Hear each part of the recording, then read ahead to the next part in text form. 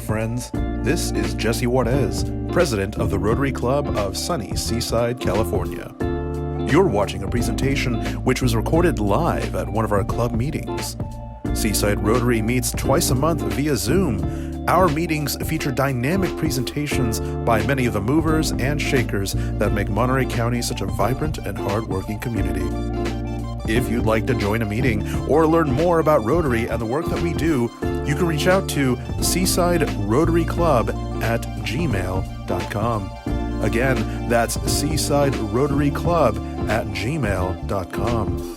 You can also connect with us on our Facebook page.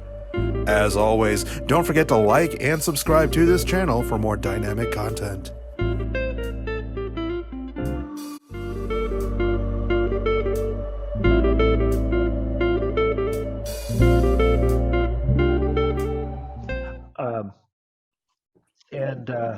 I appreciate the offer. I met a gentleman by the name of Steve McShane at a Chamber of Commerce convention in Phoenix, and we had a great time talking about our areas, and he found out a couple of small fun facts, and then we figured out that we were both Rotarians, and it just blossomed into, hey, can you come speak at my Rotary? And obviously, I said yes.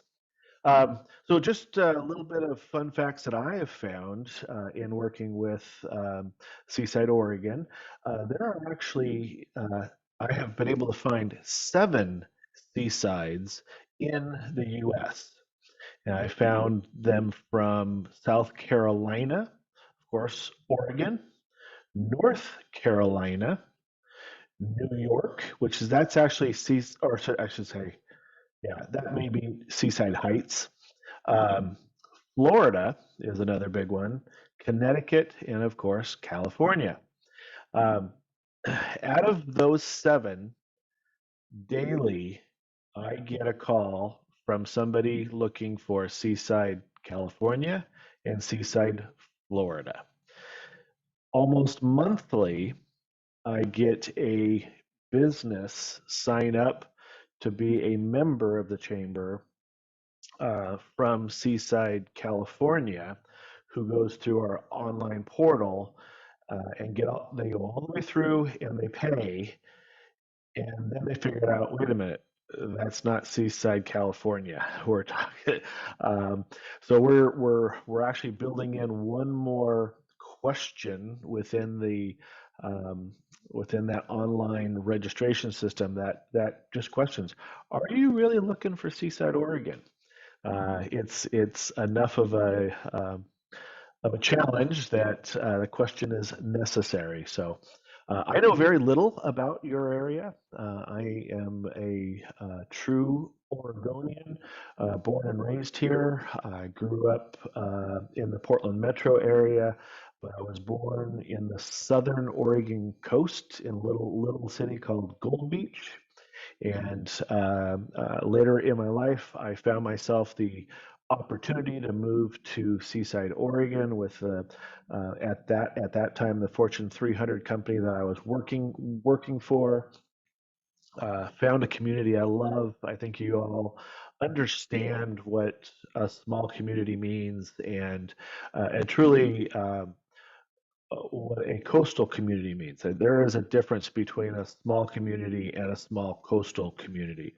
We are very tight. We are very bonded.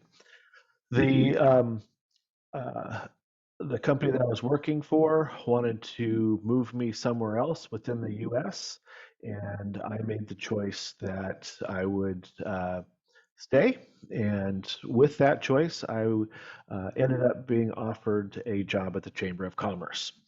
And I'll get into that just in a couple of minutes more. But I do want to talk about Rotary since we are all Rotarians. I am the incoming president-elect, and I was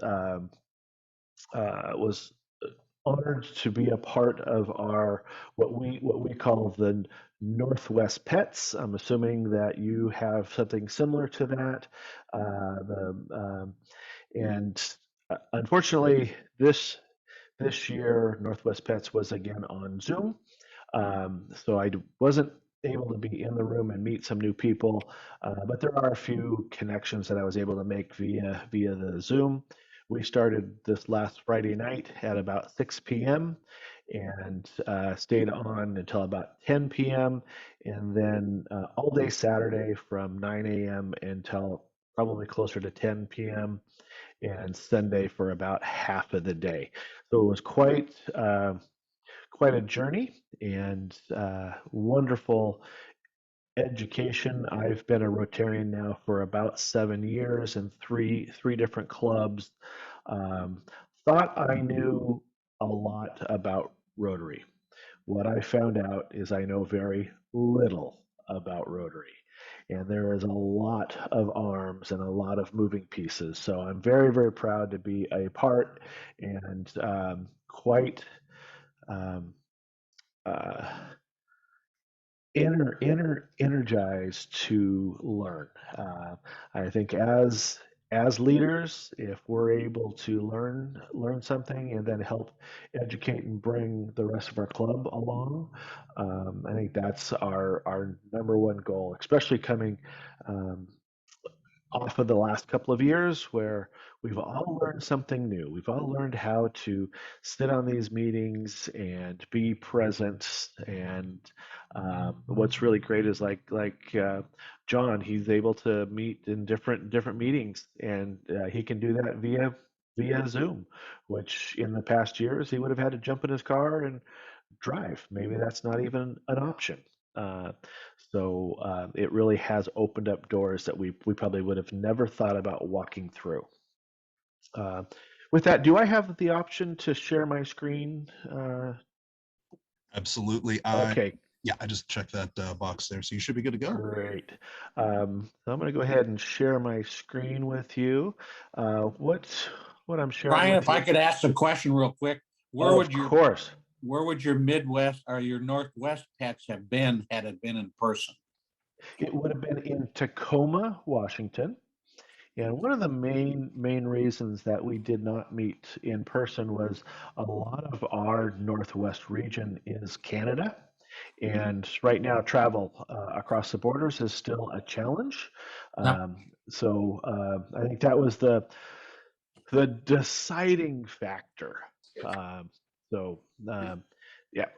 But what I've got up on screen here is uh, our Rotary website. And as I was doing a little research for this talk, I now see that we need a lot of work on this website. So that'll probably be my number one goal. Um, this is a picture of our beach. We have a very vast beach, just like you see in behind me.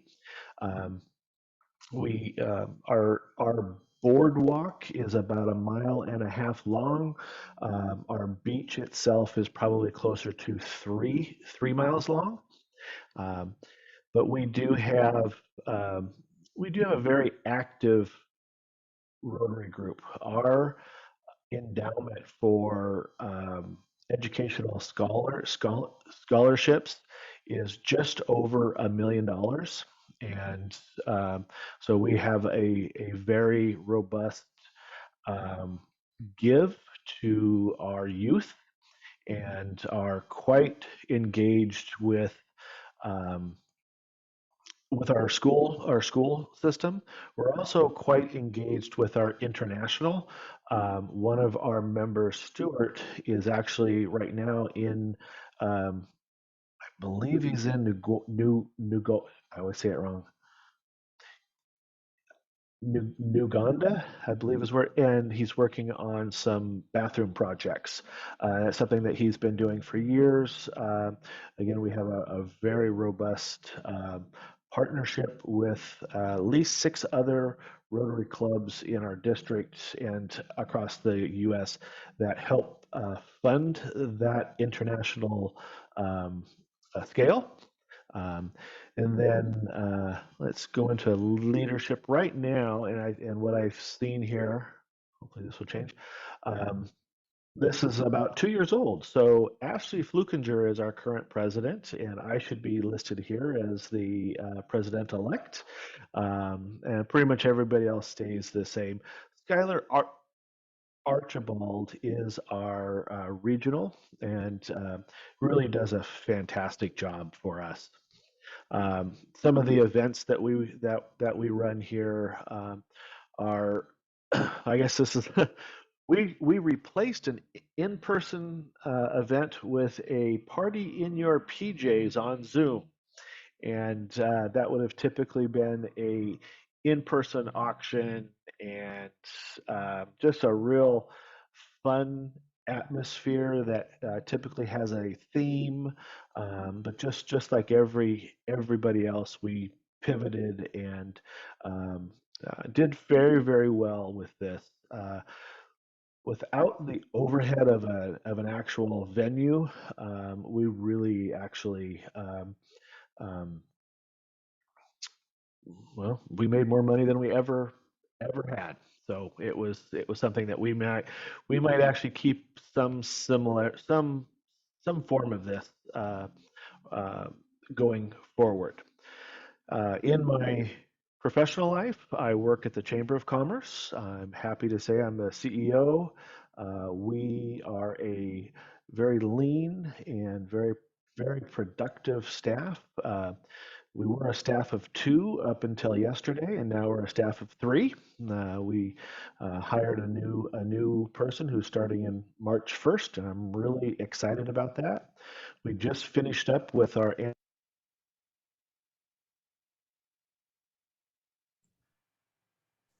you hear me now? Oh, Brian, I think your audio just cut out.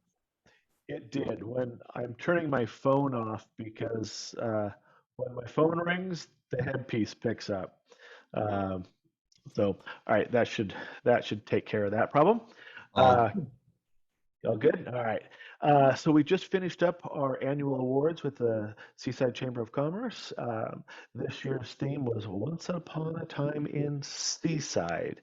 And every single one of our tables was decorated differently with a storybook. So whether that was from Shrek to um, um, completely went blank. Sherlock Holmes and uh, just it was amazing. The gals did a fantastic job decorating. The amount of um, the amount of people who dressed up was fantastic. My crew and the staff helping were dressed up as Alice in Wonderland. Um, we did not allow a Mad Hatter because everybody wanted to be the Mad Hatter. And I'm up on stage with one other person. So we decided that we were going to be Tweedledee and Tweedledum and had just a fun time throughout the evening of trying to figure out who was Tweedledee and who was Tweedledum. Uh, the chamber is fairly strong at 325 people. Our community is 6,500 in population. Our county is just a little over 33,000. We are, I believe, the 7th largest in land county within the state. So we are a very rural community. Um, let's see. Of course, your typical Chamber of Commerce stuff.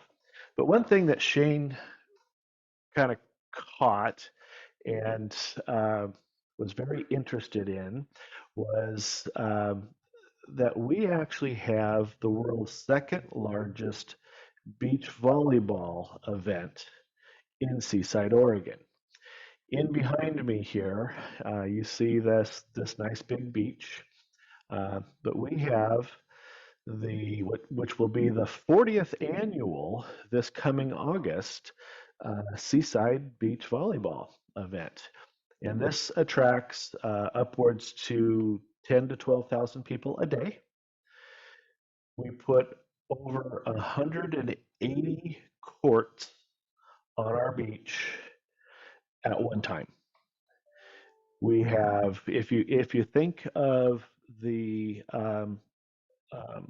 March Madness and your basketball bracket, and you've got 64 teams, and you choose which team's going to win, and you've got all these different choices and so on.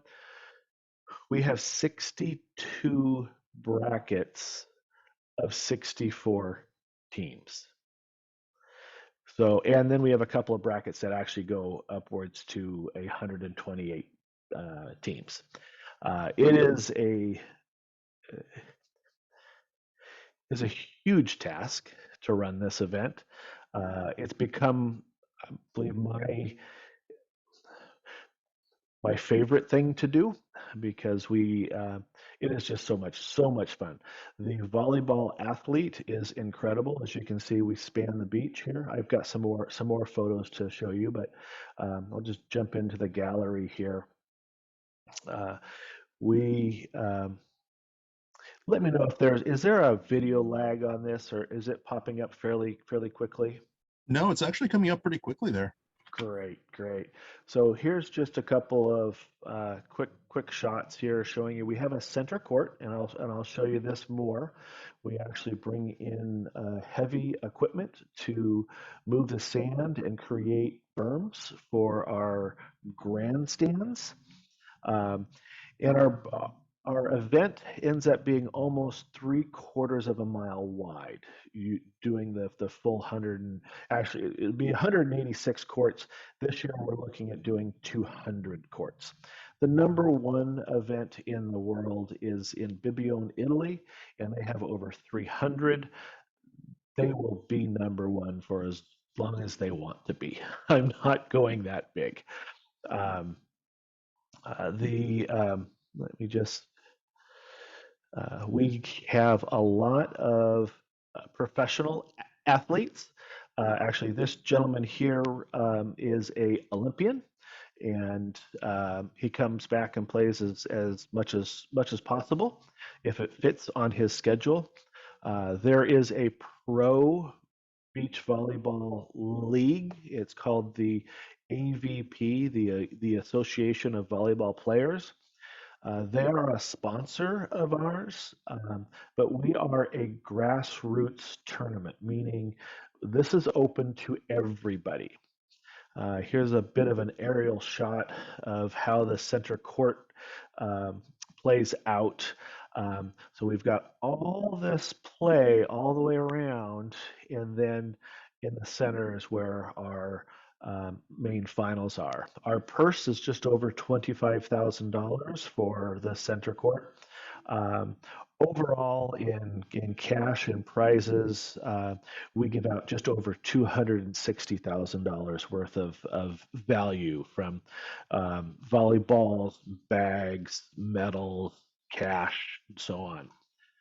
Let me see if I can't I have to change this just a little bit. Here we go. Um, this is our Facebook site. Of course, in this world, social media is kind of your number one com- your number one communication tool. We have found that Facebook is truly the place for our athletes, and it's a fun little event. I call it little, but this is us setting up. I guess this is a few years ago. Our event now comes clear out here. It's amazing. And let me flip into a few pictures from the last couple of years. Let's see if this will pop up, but that's not. There we go. So this is actually from last year. Our center court here. And you can see that the nets come clear out to the edge now. This is our information booth. Again, we really do have a huge following from all over the world, but most of our athletes are coming from British Columbia, down I-5 all the way to San Francisco. And now a lot of athletes are coming out of Florida, New York, and Southern Cal. Matter of fact, the couple um, the oh, this is what our beach typically looks like without any nets on it.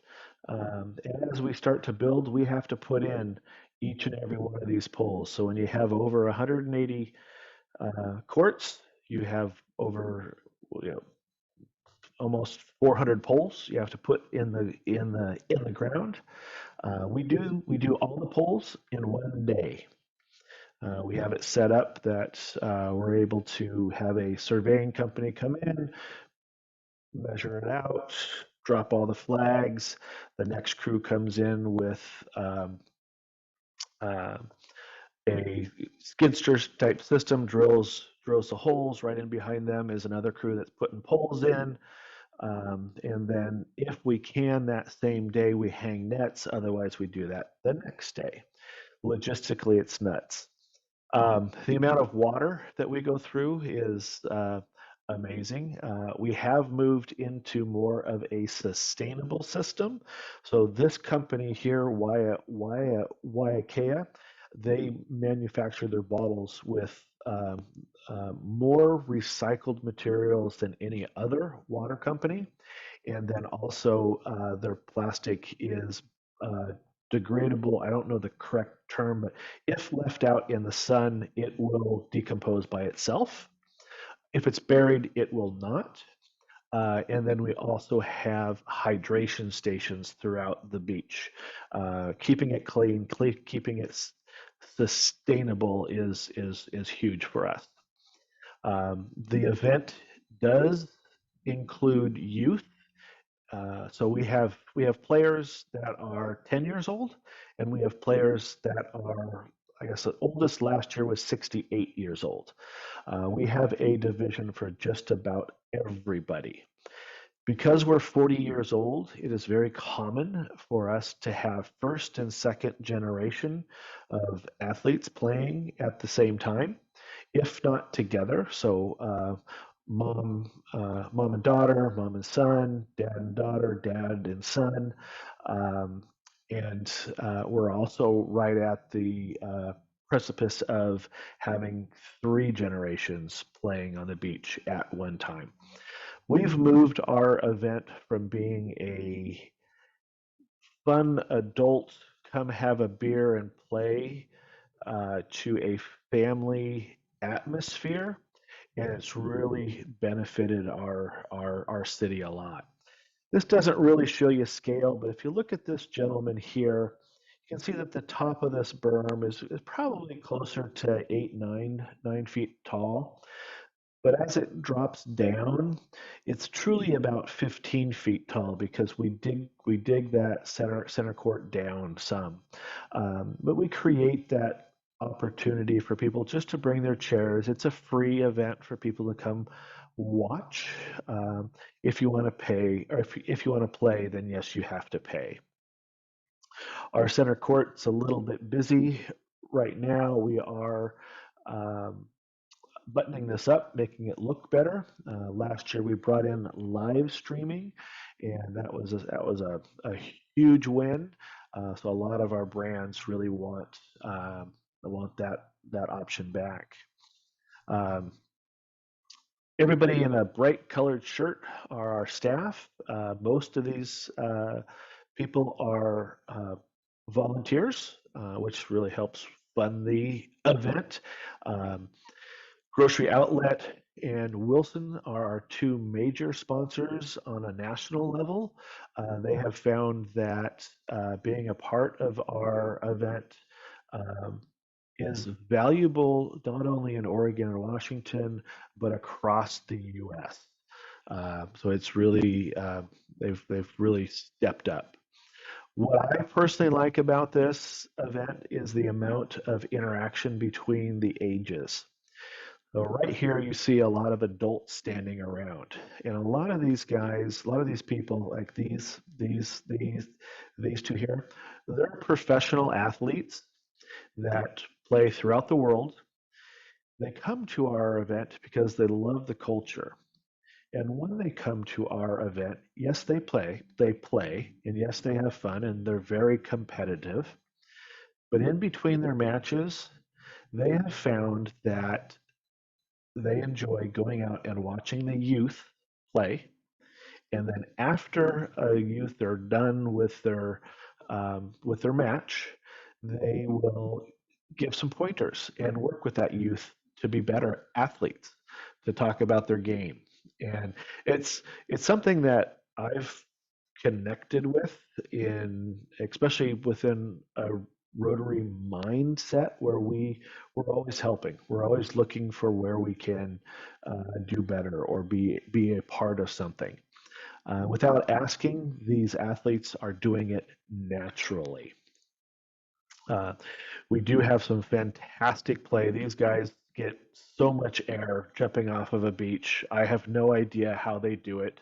I can barely walk on the beach. Oh, and just I had to choose this picture because it had this funny looking flag. I don't know where this flag's from, but um, yeah. Um, and again, just kind of the general scale.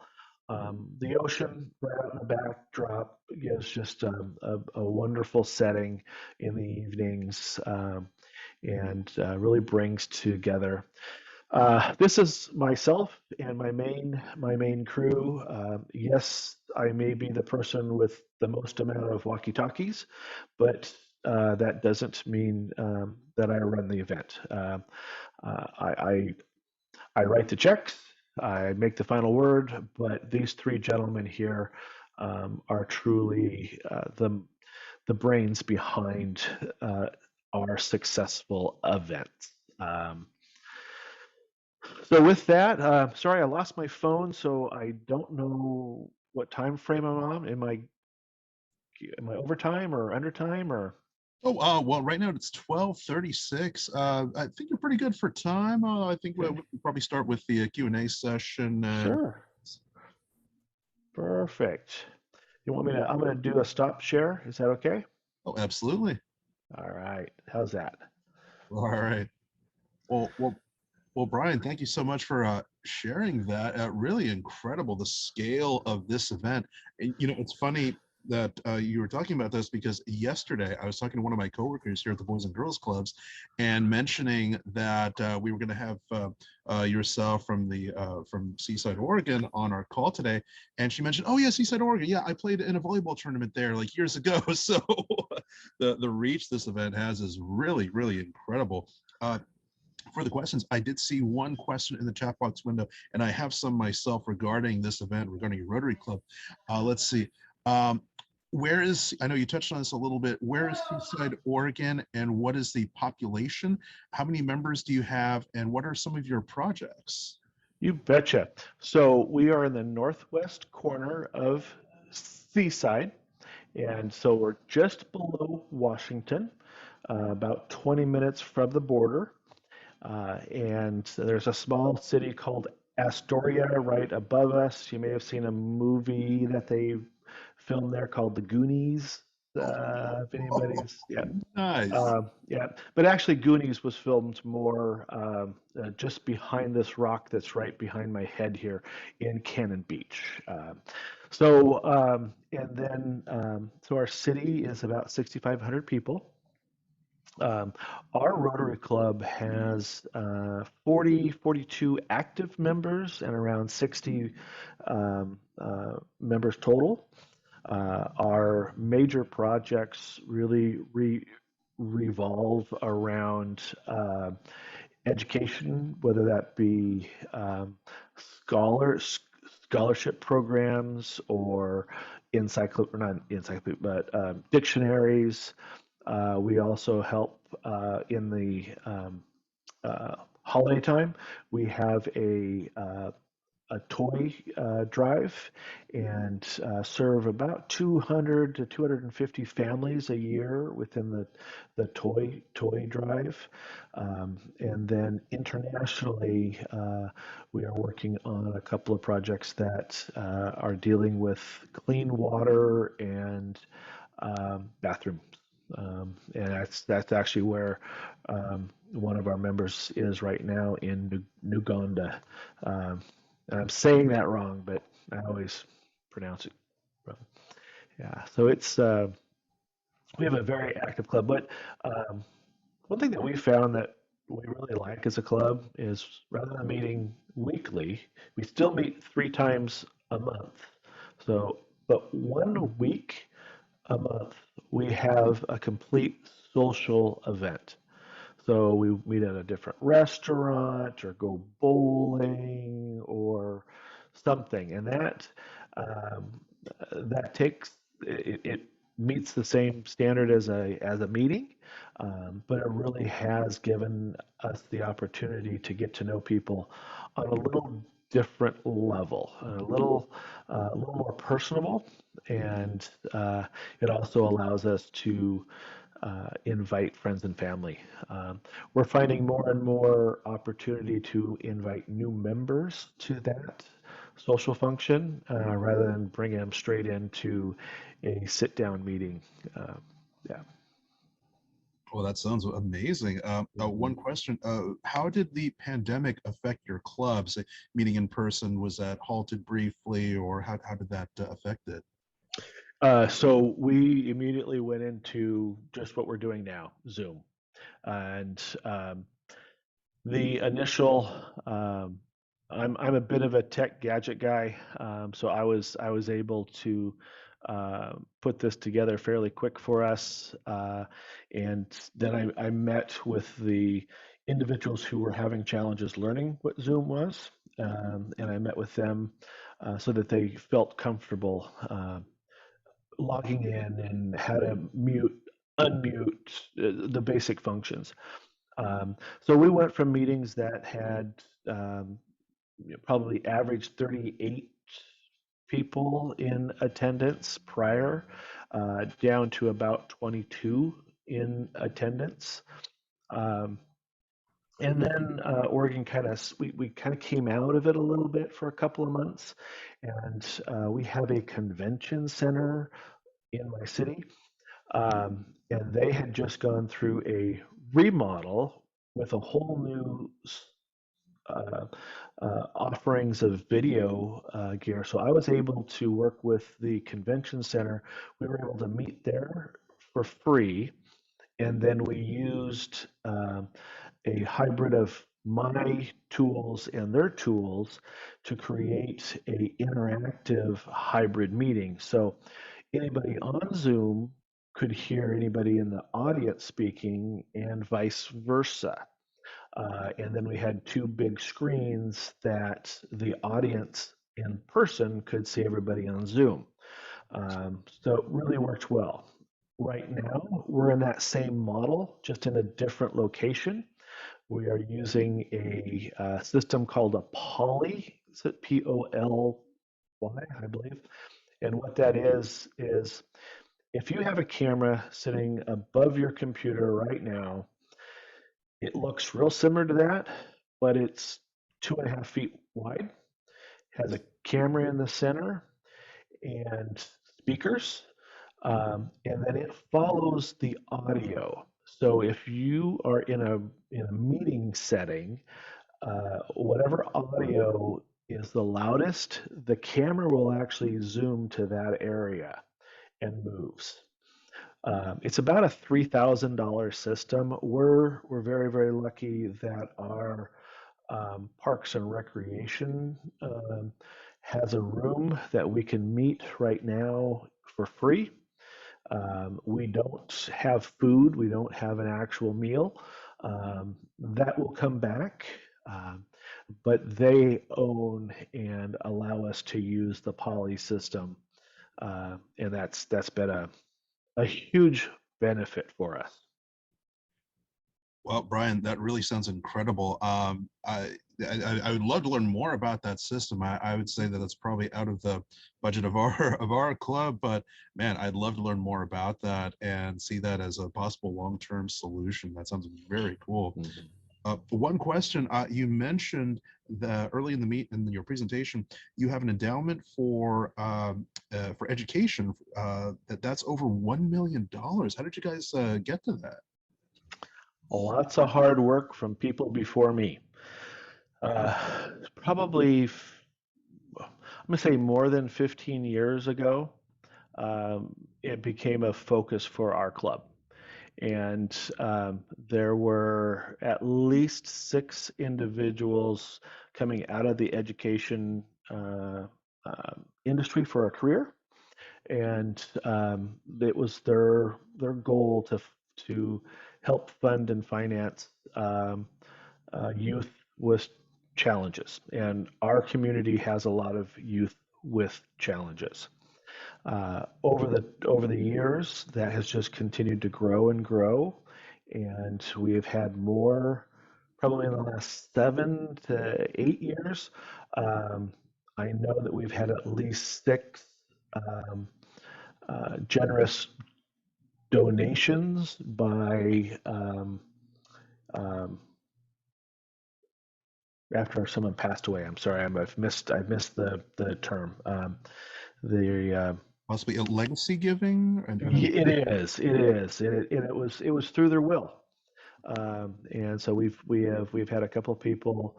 I know one of them donated just over 250,000. It was like 280,000 or so. So a couple of those. What's great about it now is that is a endowment that will continue to grow, and every single year will just allow us to continue doing what we do. Our community um, has a history of this. We have what's called Seaside Kids in our city. Back in the early 50s, we had a a baseball team that was equivalent to that was offered a opportunity to play in the Little League World Series type. They didn't have enough money to go, so the community rallied together to send them. And afterwards, there was a little money left over.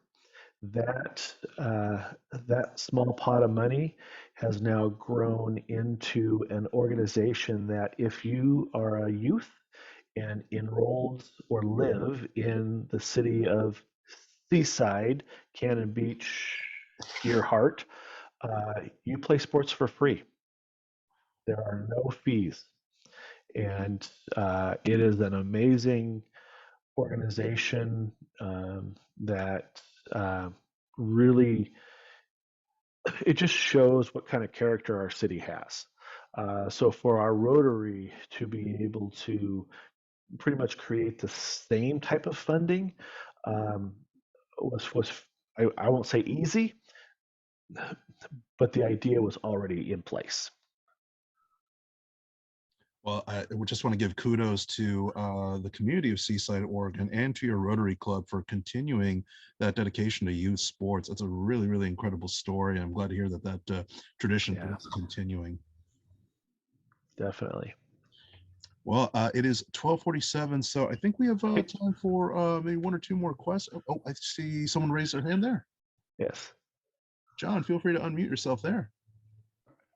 This is for Brian, both Brian and Jess with my membership hat on.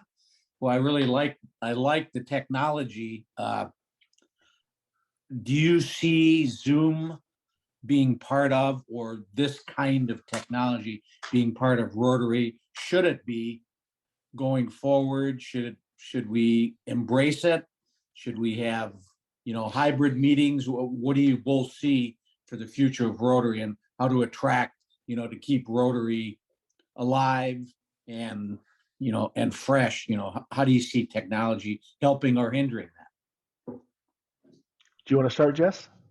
Oh, sure. Well, in terms of Zoom, ideally we would love to get back to in-person meetings. Myself, unfortunately, with my schedule as president, that's just something I haven't been able to get off the ground and work into my work schedule. Ideally, what I would love to see, I would like to see a combination, a hybrid meeting where we're able to meet in person, but we are able to stream the presentation to members who might not be as mobile, maybe are stuck at home, or for whatever reason feel more comfortable watching from home, but to give them a chance to be involved. That's part of the reason that I also record these meetings with the presenters' approval, of course, so I can provide it on our YouTube channel. Although that's less so much about, if you're watching a YouTube video, you can't really be involved in the moment, obviously, but the YouTube channel I use as a reference. So if somebody, if I tell someone, oh, I'm with the Seaside Rotary Club, they ask, oh, what's Rotary? Then I can say, oh, look us up on YouTube, and then they can see what a regular meeting is like. So ideally, to answer your question, John, I would like to see a future where we get back to in-person meetings, but have the Zoom still connected as an option for people who might want to stay at home. You bet. And John, for me, I see it as an absolute must. A couple of different ways. One, our regular meetings should have some type of hybrid option. Our communities, the way people are doing business, the pace of business, um, has become a challenge for civic organizations to bring in new members. So, finding a way to limit whatever barrier is absolutely a must for us. What I don't want it to do is to totally consume the meeting. So, it needs to be a part of, and how that looks is going to be different for everybody. But I also see this virtual connection as being an opportunity to invite and be a part of a younger potential club member, whether that be in some type of a Rotaract or some type of a again, I'm losing the term, but a small arm of our club, a sub club type of a Like system, a satellite club a might satellite club. Thank you, satellite club. Yes, where maybe the opportunity is an evening Zoom, and then once twice a month there's an in-person something, and the way that business is structured now. Um, we don't have the option to leave the office the way we used to be able to. It's not as acceptable in this world, where it was very encouraged when I was younger. Oh yeah, go be part of Rotary, go be part of Lions, go be part of the chamber. Now that's not always the mindset of our managers and owners. So, kind of a long answer, but yes, I think it should be both. Hey, well said, Brian. All right. Brian, I just have one question. I had to get up for a minute and I missed. Sure. How many members do you have? 325. That's of the, Oh, sorry, chamber or Rotary? that was chamber, the Rotary. How about Rotary? Rotary, I believe we have right around 60. Right. I should know that, but I don't. I didn't look. Well, that's good. Thank you. Yeah, yeah. Excellent.